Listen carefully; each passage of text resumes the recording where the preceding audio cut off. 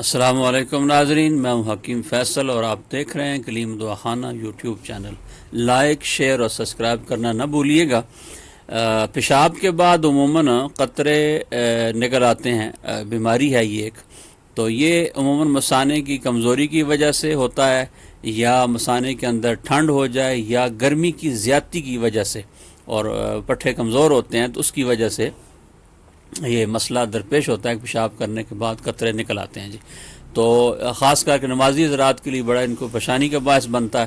تو اس کا بڑا آسان اور علاج سیدھا سادہ ہم آپ کو بتاتے ہیں کہ آپ انار کے چھلکے لے لیں 50 گرام، اور اس کے اندر 50 گرام شہد مکس کر لیں۔ انار کے چھلکوں کو پاؤڈر کریں اور اس کے اندر 50 گرام شہد ملا کے معجون سی تیار ہو جائے گی۔ اس معجون کو آپ نے صبح شام کھانے کے 1 گھنٹہ بعد 1 کپ پانی کے ساتھ لے لیں، اور یہ 15 دن استعمال کریں۔ 15 دن کے بعد انشاءاللہ آپ کو مستقل افاقہ ہو جائے گا۔